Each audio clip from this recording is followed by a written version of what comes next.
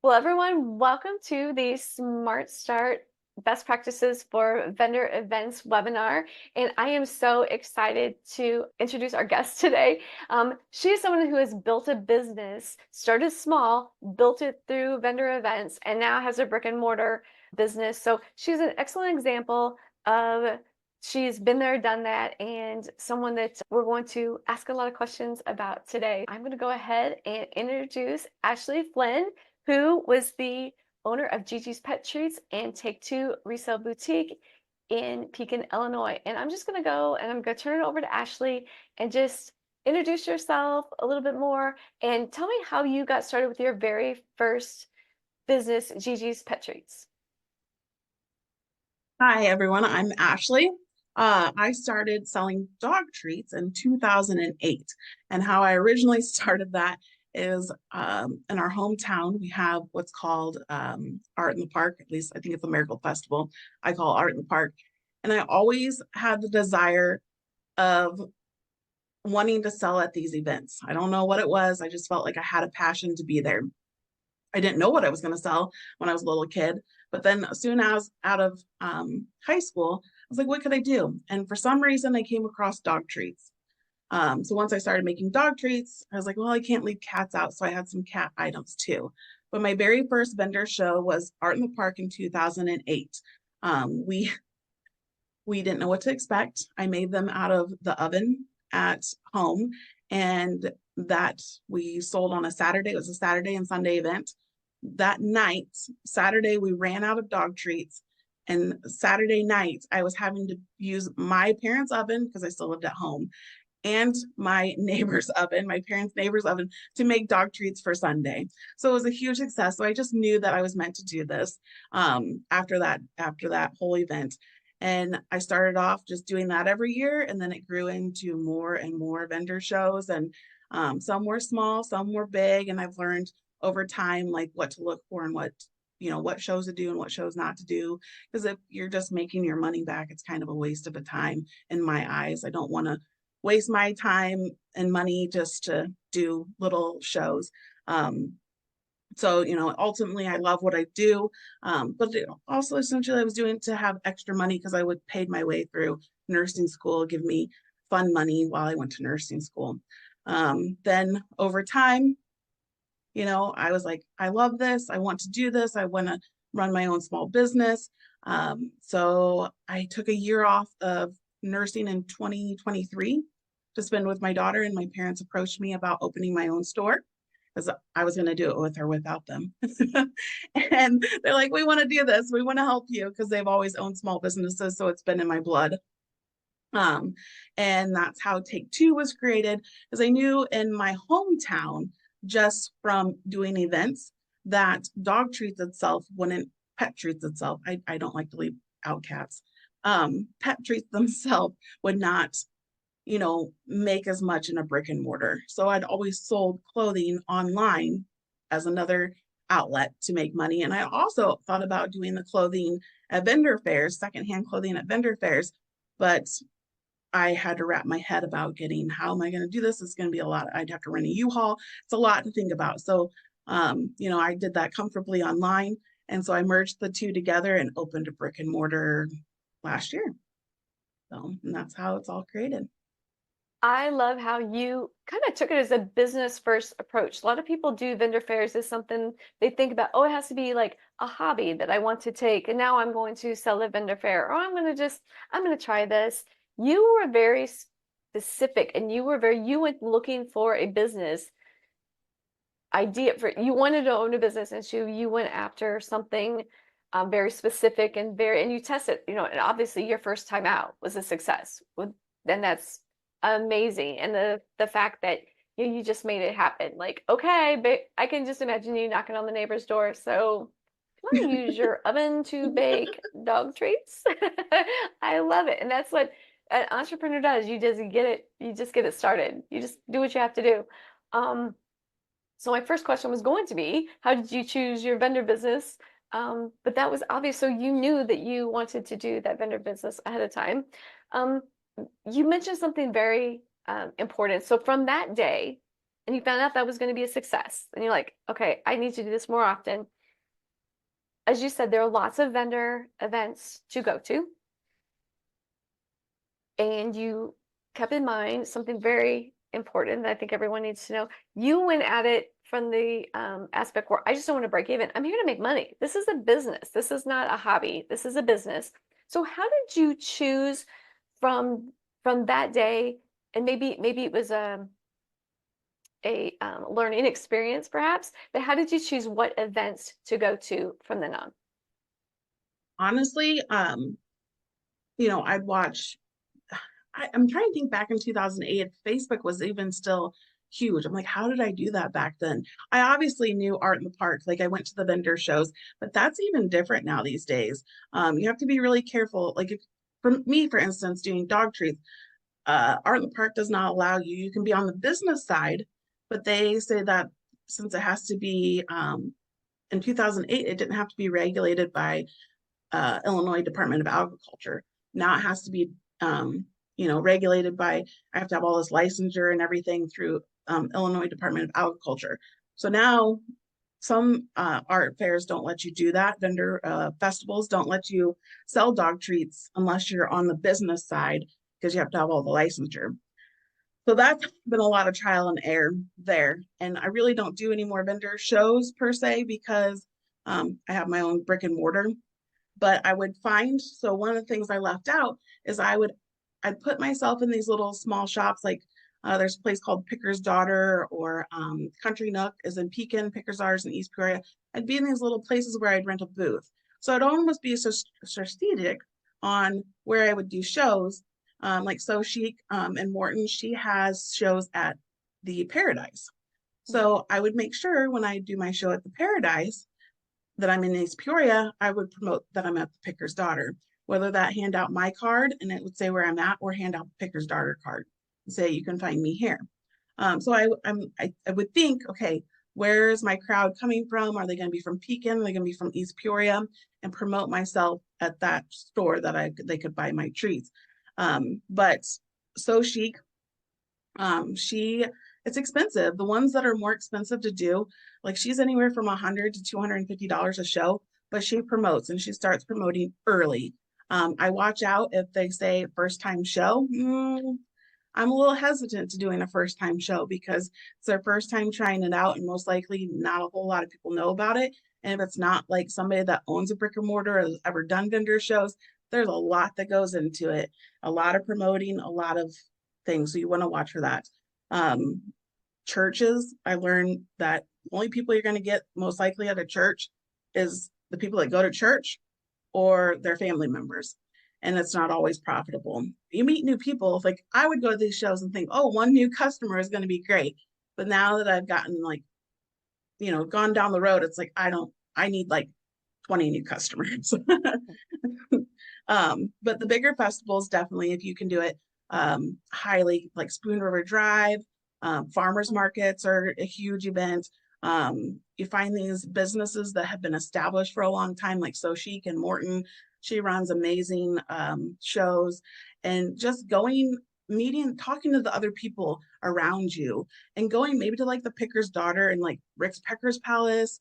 They sell goat milk soap and Moonlit Wax Company. Like take note of if you go to like the Country Nook and the Picker's Daughter, Three Sisters in Peoria, take note of these businesses. And then when you see them out, ask them what vendor shows they do.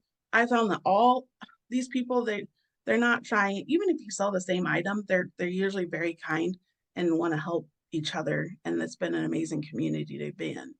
So, and learn what vendor shows it do and not do. That's fantastic. That is a good point. I've heard other people say, don't just, and we'll get to this in a minute, but don't just sit in your booth. Go out and talk to people, talk to the other vendors, because it is a community. Do you find that when you go to these vendor events that you see that the ones that you go to, do you see the same vendors there? I usually do, which, a lot of times it's kind of upsetting because literally like you'll have one week you'll be in East Peoria, one week you're in Eureka, one week you're in Peoria, and it's all the same vendors. It'd be nice if it was switched up, but I guess we're all, we all have our thing and that's what we do.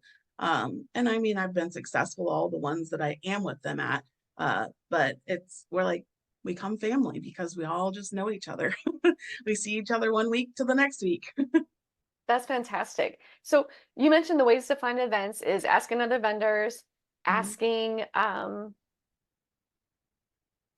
so this one, what's another way to find these events? Like how did you find these events? Like So Chic does hers, but how do you like find these Facebook events? Facebook has different communities you can join, or just going to the events page and just typing in like vendor shows. There's like Central Illinois vendor events, but like you said, you have to be careful, do your research. If you go to the link of their vendor show, like if it's like 100 people or less, I'm like, yeah, that are interested or going. Like I like to see honestly 1,000 or more people interested in going before I do it. Oh, So that's a good tip. That's a yeah. good tip. That's a good number. Okay. Um, is there to make it profitable for you, to make it worth it? You're based in Pekin, so what is the farthest you would drive to make it worth your while?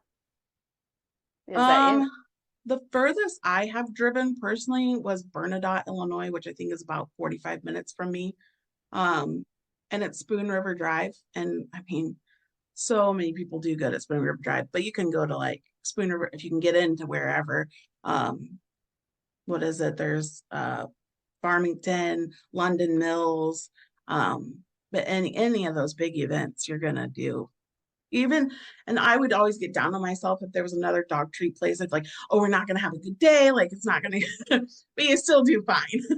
I don't know why, but like there's just plenty of people to go around. And just even I get in my head now, like nobody's want to come to my store and buy my dog treats. Nobody's gonna want to come buy my clothes, but I do fine. I just get in my head.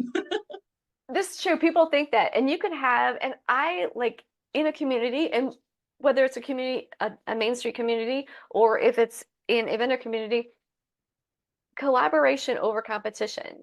Like Mhm. people who collaborate and help each other grow their businesses, because every business you might have the same product, but it's not the same product, same type of product. That's fine. Your business isn't for everyone.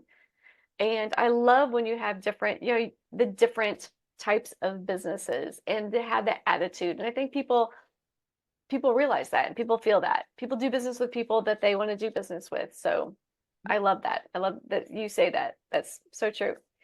What about the events? I had a question in there when you were talking. Okay, we'll just jump to the next one. How do you find the events? Okay. Oh, what is the average? You talked about So Chic being one of the more expensive, but I've been to her events. They are amazing. She promotes the heck out of them and they are super crowded all the time. Mhm. What, if you were just getting started, what would you tell someone is the most they should spend or the average they're going to spend per event? And is there something if they say, oh, it's free, or if it's $25, is that a red flag? I mean, I've paid $30 for events and they've been decent events. I mean, obviously, so I pay $30 to get $300. So I see that as a perk. I see that as a bonus. Now, if I spend $100 for So Chic's parking lot party, I hope to make, 1,000 or more, just number wise. So yeah, I mean, I guess if honestly, what would that be? It's not 10%, but almost like 100 multiplying, like, I want to make it beneficial in my eyes of, um, it's mainly looking at that number of people that are going to be, because I forget the number. Somebody told me once, like, if you look at a Facebook event and you see that number, it's like only like 10 to 20% of those people are going to come. I forget the exact number, but it's like you have to look at that. So if you're looking and there's like only 40 people, you're going to get four people. I mean, and you're sitting there twiddling your thumbs and people that other vendors are buying from you. And that's the kind of thing that I kind of had to stop doing. Like I'll go buy sometimes, but I had to stop doing that because I felt like I was doing it too much and it was cutting into my profit, was going and supporting other people. I mean, it's nice to do once in a while, but you can't do it every time because then it kills you. I mean, it really does. Um, But I do support them, don't get me wrong, because I love their other people's products. I actually have some people in my store because I love their product and I know what they are, what product they are. But the biggest thing is just paying attention to, like, you almost have that feeling anymore. I guess I have that feeling like, oh, this is going to be a good one or it's not going to be a good one. Um, but and just like Sarah, like the minute you hear her talk with So Chic, you just know you're just gonna, she's has her heart in it. But if it's somebody that has like right now, this is terrible of me to say, but there's like an event going to happen next weekend, I think, or this coming weekend at downtown Pekin. It's a first event, and their marketing just wasn't like, I'm like, somebody needs to help them with that. I don't have time, but their flyer just looked jakey. And I'm just like, it's not going to do well. It's not going to do, like, your marketing in general. You could just tell, like, they need to like actually look professional and make it work. And the information on the flyer wasn't great. And people are asking all these questions. That's a red flag, just right there. Church sales, like I said, usually it's somebody in the church putting it on, and it's usually to raise money for the church. And unless it's Northwoods in Peoria, then yeah, you'd probably do pretty well. But if it's just a little church where, they have a congregation of 500 or less, it's honestly not worth your time in my mind. But farmers markets are huge. I will say I've kicked around the idea of doing the farmers market in Pekin, but for some reason, once again, back to marketing, they seem to do a decent job, but there's just something missing there. And I don't know why the community of Pekin's not supporting it as much as like the one in Peoria. But it's I just, agree. you need to go to these events and see it before you actually do it sometimes. And I wish Pekin would do more, but they don't have as much fresh vegetables and fruits and everything like Peoria does. So just going and checking it out yourself. I mean, I was always like, well, I might as well just do the show if I'm going. But then at the same time, I don't want to waste my time. I'd rather go and walk around and see it and then maybe do it the following year. There's nothing wrong with that. So Right. Good points. So when you go to these vendor events, is there a rule of thumb, like how much inventory can you take? Like you said that you don't have to have a U-Haul for yours because yours are all small enough you can fit them in your car. Is there a, a certain amount of items that you need to take when you go? it's all trial and error. You learn that over time. I probably overpack more than I should. I'm just that type of person. If I'm going to have a dinner party and it's of 10, I'm going to cook for 20. I just want to make sure I have enough. So I'm that person that's going to take, as much as the car will allow me. And sometimes it's too much and sometimes it's just the right amount. Or, my biggest seller is duck treats for dogs. And I'll take 50 to one show and I'll sell out all 50. And then the next show I'll take 50 and I'll sell two. You just, you never know, to be honest with you. It changes all the time. Is there a certain setup? Now we get this question a lot. How do I set up? What's the best way to set up at a vendor fair, at a vendor event? Um, So we have some people have the tables up front, some people have the U shape where you walk in, some people have stands out front. What is the best way that you have found for your particular business, or maybe that you have seen that just works? Is there something that works with all businesses as far as setup and as far as both the setup and both as you as the business owner interacting within that setup? One of the biggest advice tips that I've received is, a lot of times, all vendor shows are different. A lot of times you get a 10 by 10 space and you can use your tent.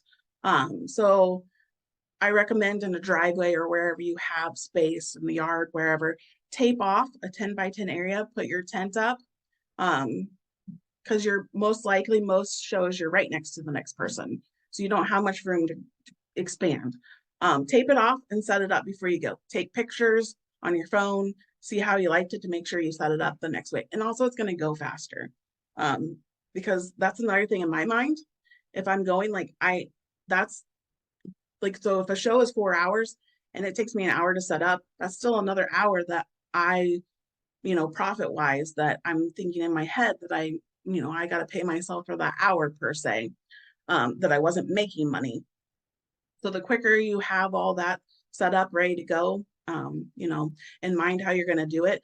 I honestly get bored of the same setup, so I switch it up. But at first I was right up front because I felt like you could meet people, and I had it all like right up front, and I would kind of be in front of my table and like kind of persuade them in. But then as I grew, I put more of like an L shape in my booth, and they would have to walk in. Honestly, I was thinking about, before I opened up my own place, almost doing a bigger, getting two spaces and doing a 10 by 20. Because the 10 by 10 space, people come in, and if you have four people in that little area, then, other people won't walk in. So it's all mind game. But what I would recommend is setting it up beforehand, taking pictures, because you want to make sure that time that you're setting up and tearing down is used efficiently. Another thing, I look at other people's booths, and I have kind of FOMO because they're so beautiful, and I'm like, oh, I wish I could do that. And you walk in, and it's like a country store, and like, this is amazing. But then I'm also like, it took them 2 hours to set up. It took me 30 minutes. Sometimes simple is fine. But just little things like, so if I had dog treats, instead of just keeping them all at one level, maybe take like a little, it doesn't have to be anything fancy, but tiering it up, having like a little turnover, a little bucket or something, and have it on different tiers. So it's like eye catching, is another good tip. Like I said, pay attention. I'm looking at my little notes here. Pay attention to other people's displays. I just had black tablecloths, which I thought looked nice, but some people had like sparkly tablecloths, and whatever works for you. I had a banner at one point that said, homemade dog treats, that I would put up, and I think that would bring people in, and things of that sort. Just different ways, the eye-catching ways. One thing that somebody told me that owns a brick and mortar, and they're very successful, is you have to have good signage. If you don't have good signage, then people will most likely walk away. People want to know, like me personally, when I like, for say I go to a garage sale, and everybody will say like make an offer type of thing. I won't buy anything because I don't want to make an offer. So make sure it's stated what it is, what your item is, and what the price is. Because that way, one, you're not having 100 people ask you, how much is this? How much is this? What is this? You don't have to explain, everything 100 times, because that gets exhausting. Make sure you have good signage. And that's simply like, put it on construction paper, type it in Word, make it look nice, and then laminate it. That's all I did, and that helped me tremendously. So yeah, it could be the signage. I agree. It can be super simple and super cheap. Who did you use to make your sign? Do you have like a banner that goes out front, or do you have it up top of your tent, or do you have it down at your table or in the back of your tent? How do you So put I've it? switched it up over the years. I've done it several different ways. I used either Vistaprint or Flag, something in Peoria. Flag, I can't think what it's called. Yes. Yes. Uh, I I just know know. it has flag in In it. Peoria Heights. Yes, I know exactly what you're Yes, talking about. yes. And I will remember. People Google flag something in Peoria that makes signs. Yeah. And then I've also used, there's a Allegra in town, that they do different things. Flag, sign, shop in Peoria. But yeah, so I would recommend, honestly, you play around, call, because you want your best. My parents always say get 3 quotes. Um,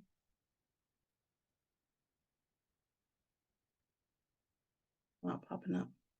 Oh. Says PIP marketing sign and print, but that's not it. Oh, Peoria flag and decorating. Oh. Don't know. I would have never linked that together, but my parents have found that place. So Yes, I've had other people use that for different events, and they actually have like a kind of a party store inside a little bit, and they have yeah, the sign, they do t-shirts and things. So yeah. thank you for looking that up. Yeah, it's not nothing I would think that makes signs, but and that's another thing. In your business name, you want to make it, like I've always said, you want to make it what people know what it is. Because if they're confused, or can't pronounce it, then yeah, there's no, just like Yes. that. We had to look it up. Confused people never buy. Confused Yep. people will not buy. And just like when your website, when they see the above the fold, I tell people it should say who you are and what you do and who you do it for. Like, okay, do you sell, pet treats? And obviously you're for pet owners. Um, so very, very good tip. Um, look at it. Now my nose over here. Oh, what do you use to take payments? How do you get people? I always tell people I will take your payment any way you want to give it to me. I'm always hesitant to take a check. Um, but I will once in a while. But Mhm. usually people will show you like their ID. I usually like, oh, okay. But it's very rare that I take checks. But I have Square. I Mhm. know I would just plug it into my phone. That was always the easiest way for me. I use that at the store now. I think they take a little more percentage than everybody else, but it's like 0.2 or 0.3% more. It's Right. nothing crazy. It's the best user friendly way for me. That helps me. So if you want to use, I think there's like Toast, there's Clover, there's all sorts of different. I highly recommend it because nobody, sometimes when people are going to vendor festivals and things like that, vendor shows, they do have cash, but a lot of people use their card. Venmo's huge right now. I have all the apps. And if I don't have the app, I get the app, because people want to pay all different ways now. It is that time of that we're in that people have Cash App, PayPal, all those ways. So I don't want to lose a sale over payment issue. So I make sure, I'm ready to go. However, Right. So I've been to vendor fairs lately. A lot of them have right out front, they have their own QR code right there that has a QR code that goes to Venmo or Cash App or PayPal. yep. Do you have those in your or do I you just don't. give them your username and Yeah, I don't usually because I mean, people will do the QR code, but for the most part, it's either cash or credit card. credit Now, if card? it is Okay. Venmo, then I just set up my phone and they scan it, or Oh, give them. perfect. But even back to like the whole application, I see some people take the whole like kit and caboodle with them to the shows. That's fine if you want to do that, like the whole Square like system. But I always found that, I mean, even now, I do a lot from my phone at the shop. Like when I travel, my mom's like, what if we need you? I go, I can do everything from my phone wherever I am. Like it's fine, I can help you. So that's just a huge luxury to have that ability to just do it wherever. I think with the Square, you can either manually put in their card, but I highly recommend getting an attachment, or just there's a little thing that you can, it Bluetooths to your phone and you can tap it or stick their card in. So, but there's no need to take the whole system unless you want to. Good point. I think they make it the easiest. It's another like we talk about confused customers don't buy. Like if they don't know what you're doing, what you're buying, what you're selling, they're not going to come in. It's the other thing you want to remove another barrier to purchase is making it simple. So however they are, and people are used to using their credit card. So that's great if you can make it super simple. Is there a Do you think that to be successful at the vendor fair, you need to have a little tech savviness to be able to run these things? Is that, or when you go, like, say, when you set up your Square, are there online tutorials that you can take? Is that how you learned? What are your thoughts on that? I think there is online tutorials. It's been a little, I mean, obviously when I set up my whole Square system at the shop, I had to Google that stuff. And I would have, at one point, yes, before you go to a vendor show, if you've never used it, make sure you learn how to use it, because um, that's what I do. Like I'm very, like I'll show up early to things. I make sure, like if I didn't know where something is, I'll Google it before I go and look into it, and make sure, like, I'll have my money set up the night before. I'll make sure I have it all packed, my little Square adapter, ready to go. I check it 3 times. It's probably a thing of me being a nurse back in the day. But yes, like I remember setting up my whole Square system for the shop, and I couldn't figure out this one simple little thing. And I eventually just went to bed. I'm like, I'm just going to figure this out tomorrow. So, planning ahead or, a couple days ahead, make sure you know what you're doing. Mhm. And I woke up the next day and it was something super simple. I'm like, that was ridiculous. I think it was how to print labels. And I could not get the thing to link. I couldn't get it to work. And then it was boom, super simple. So sometimes just stopping, walking away, but you need to be prepared. And preparing a couple days ahead, I highly recommend. But yeah, you can Google everything or YouTube everything anymore. Um, That's true. Keep muting so myself. Um, okay, so in closing, I just realized what time it was. I could sit and talk to you and pick your brain all day. If you had someone who was just starting a business, so let's back up. I'd love to get your advice for someone. So we tell people that a vendor market is a great place to start your business. Like you said, you just want to start a business and you tested a product. Obviously, your product took off from the get-go, but to test a product, we tell people it's a great way you built your business, you worked your way through college through vendor markets. Then mhm, there's other people who have a brick and mortar store. They can use a vendor fair to promote their brick and mortar store.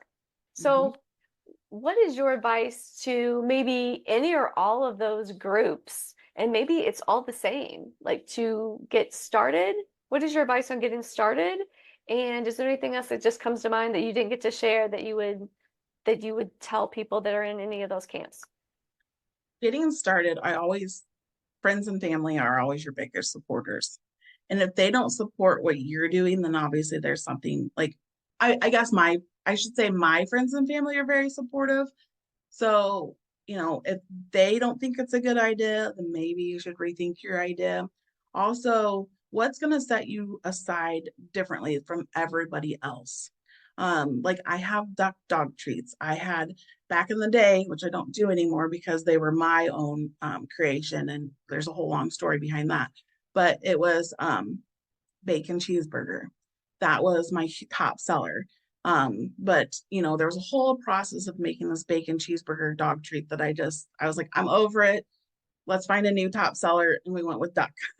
So, things change over years. But setting yourself aside from others. I mean, there's other dog treat companies, obviously, but and I'm not gonna, bash anyone, but I hear what sets me aside from them is my advertisement, my personality, my brand, who I am as a person. They come back to me because they remember me and how I made them feel, more or less. So it's literally branding yourself, um, how you represent yourself, how you advertise. I mean, maybe I'm wrong. Maybe he's just an old dog, but my dog's gonna be 18. He doesn't eat milk bones. He eats my bones. So, I'm like, I have an 18-year-old Chihuahua. He's been eating my dog bones since he's been a baby. Like, I mean, it's just, it's branding. And I truly feel like, it's better for the dogs than just going to the store and buying. I mean, my mom today still will go to the Dollar Tree. I'm like, why'd you do that? Well, I don't have any of your treats and the dog needs something. I'm like, they're not going to eat that. But it's just funny. I mean, some people are just set in their ways because back when I was growing up, that's what my mom did. She'd go find the cheapest treats and give them to the dog. And then my dog will, have diarrhea and gas for days. I'm like, ugh. Right. My dog loves your treats and she's picky with her food. She doesn't like things that are made for dogs. Like she just knows. But your treats, she's like, "Oh, this is not," to her, that's like the upscale, I guess almost human version. Like she's like, "Oh, I feel Right. special." And like you said, it doesn't give her any of those horrible side effects that the cheaper dog treats do. So so I know what you're talking about with that.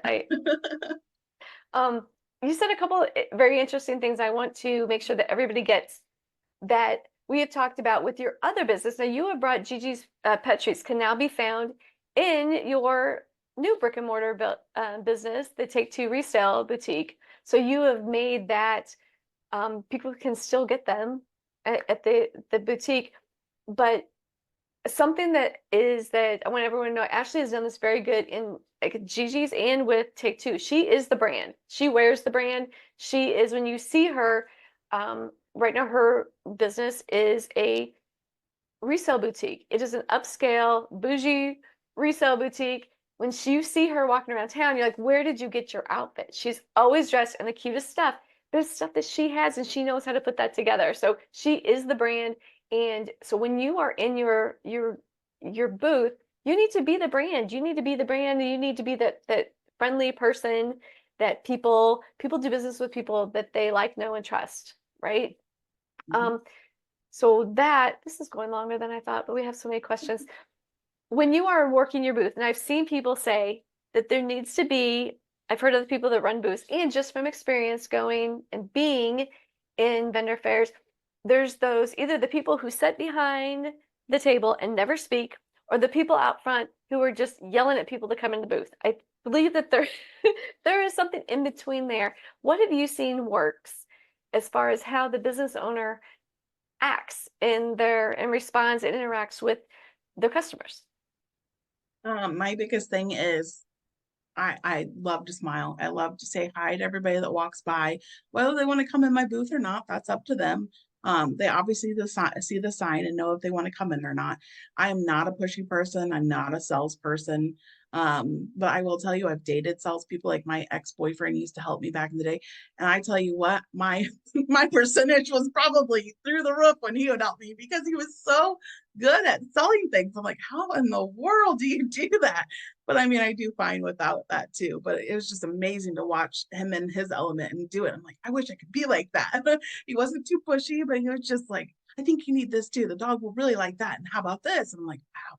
But and when people do walk in, how can I relate to them? Like my mom is really good at it. I'm not so good at it, but she's like, what kind of dog do you have? And then ask them about their dog. And then like always want to show a picture, which is fine. But it's just, building that connection. But yeah, and another thing is putting your phone down. A lot of people want to be on their phone. So if you're looking at your phone and just sitting there, I mean, sometimes I'm in a mood and I just want to sit there and be on my phone.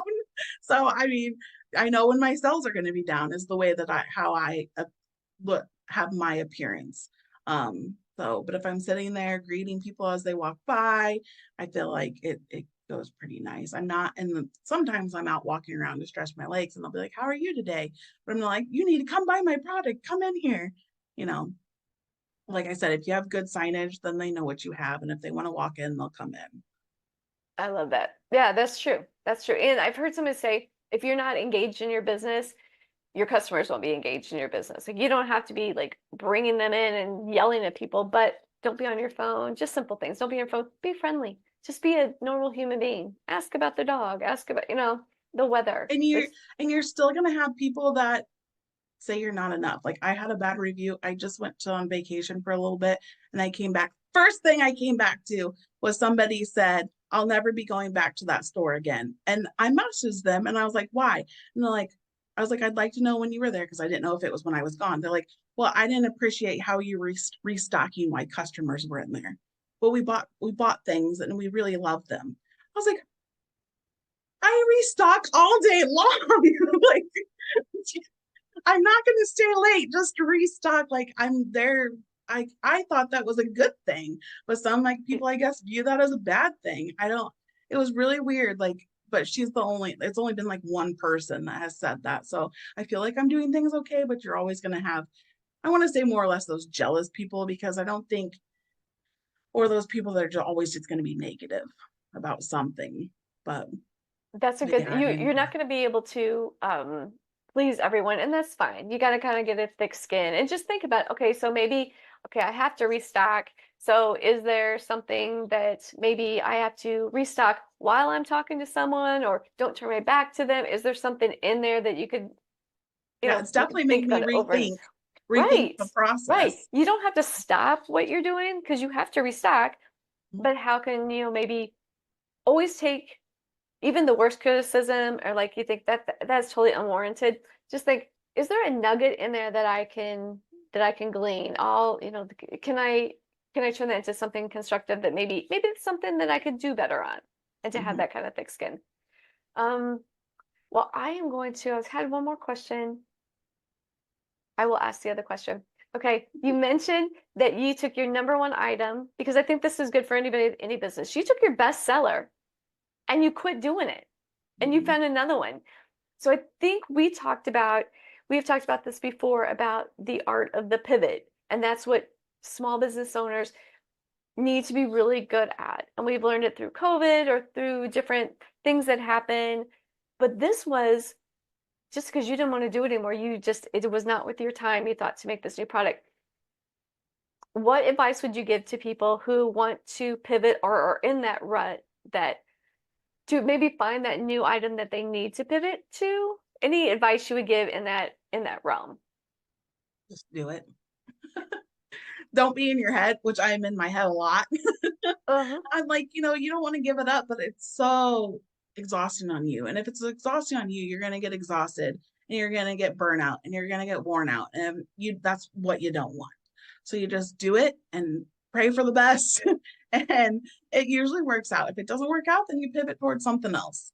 I mean, that sounds kind of like laid back, but as you get experience, you're just like, we'll try something else. It didn't work. It's okay. Move on. It's not the end of Absolutely. the world. That is such a business owner mindset that you have to get. The first few times you're crushed. Or if something doesn't work, you launch something, I failed. No, okay, that didn't, how can I pivot that? Or what did I learn from this to make it into something that people will really want? So thank you for that. Well, thank you very much. Oh, Thank you. oh, very important. We have been just talking about this in our Pekin Growth Challenge. What percent, this is a, I don't know if you just saw this, and it just disappeared on me. This came in through the chat. What percentage of your budget do you allocate for marketing, both early on and when you started and now today? Because we've been talking about, people don't, if people don't know about your business, how can they spend money in your business? And so having a marketing budget from the get-go, at least a tiny bit, is so essential. So how do you figure out how much money to spend on marketing? So this has actually been a big topic with somebody else, another business owner I've been talking about because the billboards, these electronic billboards are huge right now, but it's $1,300 a month. I'm like, eek. And it's like you don't need it's gonna flash up there for a second. Um, so when I first started, I did no marketing. I relied on whatever event I was doing. Now now what I do is I do promoting on Facebook. I think that's huge. I wish I would get bigger into like Instagram and TikTok, but like we've talked in Smart Start, like if you're good at one thing, then stick at that one thing and maybe build later. But I just haven't had that time to build. I need to focus on Facebook, which I know I'm good at and growing.